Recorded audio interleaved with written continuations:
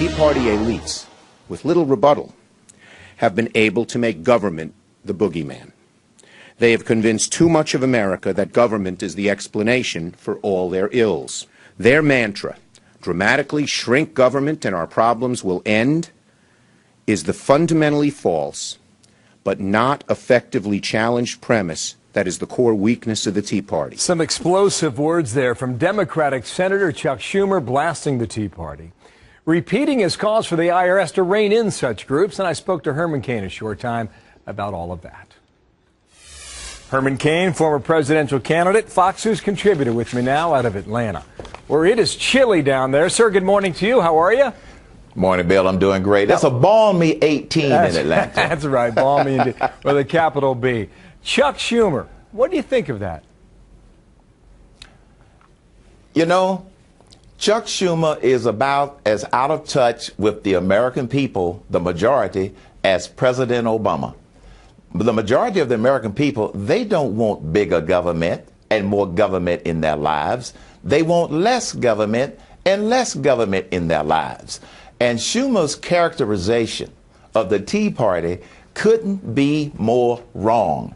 But he believes that there are enough stupid people out there who are going to fall for that rhetoric and narrative that he and the president, quite frankly, and other Democrats are perpetuating. The Tea Party is an attitude that's not going away for less government, less taxes, and more individual responsibility. That's not radical. Just look at his words. They've convinced too much of America government's the explanation for all their ills.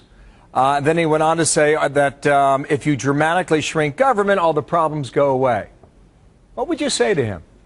What I would say is, with all due respect, Senator Schumer, government is not the solution to all their ills. Too much government is the solution to most of our problems. That's what this whole Tea Party movement is all about. And quite frankly, Senator Schumer and other Democrats and the president, they simply don't get it because they are more concerned about perpetuating and promoting their political agenda rather than the people's agenda. And what do you think of his position about going around Congress and then specifically proposing to exploit or weaken the Tea Party movement through the IRS? Now, the Tea Party would probably argue have been there, done that already. Right. Well, I think that that is a poke in the eye of the American people. Our system was set up based upon the balance of power. And the fact that President Obama can't get Congress to go along with his wrong, illogical proposals is no reason to say he has a pen and a phone and he's going to go around Congress. That's not the way it's supposed to work.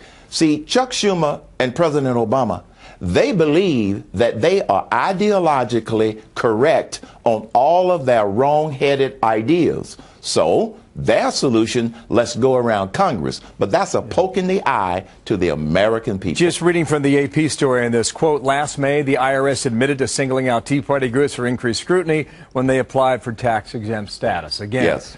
Been there, done that. We did a poll. We put it out yesterday. Did you know 74% of Americans still think we're in a recession? I mean, look at this number on the screen. Back in September of 2010, it was 86. It's come down to 74. But, sir, we are 4 years out of the recession. Aren't we, or are we? We are not out of a recession, and that's what the administration and the Democrats and the lamestream media, not Fox, want people to believe. The reason that that number is that high, Bill, is because people are not stupid. They are doing what President Obama and the Democrats don't want them to do. They're listening to Fox News, watching Fox News, and listening to conservative talk radio. That's why the president came after Fox News and conservative radio, because you and we and other talk show hosts are telling people the truth and giving them the facts. They don't want them to know the facts because they can't handle the facts, to paraphrase Jack Nicholson. Now, you talk to people every day.